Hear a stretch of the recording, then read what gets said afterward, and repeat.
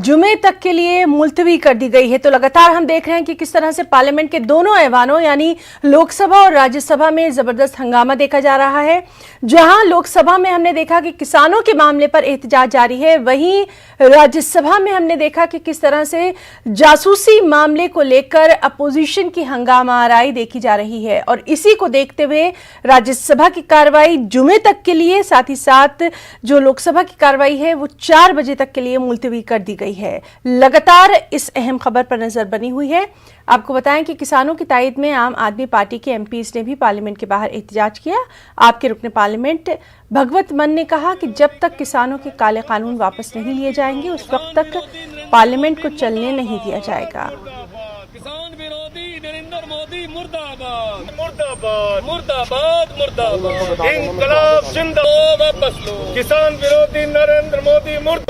काला कानून वापस लो, वापस लो। Yesterday, Andhra Pradesh states that minimum drawdown level of Srisailam Dam is at 854 feet, sir. Because at 854 feet only, water can be given to the... और कृष्णा नदी के पानी की तकसीम पर लोकसभा में आज जमकर हंगामा आराई देखने में आई। आंध्र प्रदेश जिला कड़पा के रुकने पार्लियामेंट वाईएस अविनाश रेड्डी ने कहा कि तेलंगाना हुकूमत श्रीशैलम डैम में पानी कम होने के बावजूद बिजली की पैदावार कर रही है, जिसकी वजह से आंध्रा के किसानों के साथ नाइंसाफी हो रही है। रुकने पार्लियामेंट अविनाश रेड्डी के बयान पर मरकजी वजीर जल शक्ति शेखावत ने कहा कि इस मामले पर तेलंगाना हुकूमत को मकतूब तहरीर कर दिया गया है, मामले का जायजा जल्द दिया जाएगा। Yesterday, Andhra Pradesh states that minimum drawdown level of Srisailam Dam is at 854 feet, sir. Because at 854 feet only, water can be given to Rayalaseema districts, Nellore, Prakasham districts, and also for Chennai drinking water purpose, sir. But Telangana Genco is producing power at the level of 800 feet, sir. After Honorable CM of AP wrote to Government of India, KRMB instructed Telangana Genco to stop power generation. In spite of both order, even today power generation is continued without building water level in Srisailam Dam, thereby worstly affecting the Rayalaseema districts, the Nellore, Prakasham district, and also Chennai drinking water purpose.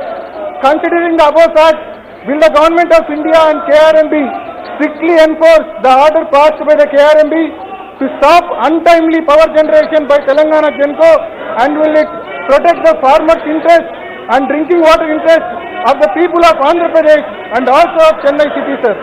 KRMB जो regulatory body है as per Andhra Pradesh reorganisation act, उस regulatory body के 9th meeting में ये तय किया गया था कि power generation will be incidental to irrigation and drinking water requirement. जब इरिगेशन और ड्रिंकिंग वाटर के लिए पानी की आवश्यकता होगी, केवल और केवल तभी पानी जो है बांध से छोड़ा जाएगा।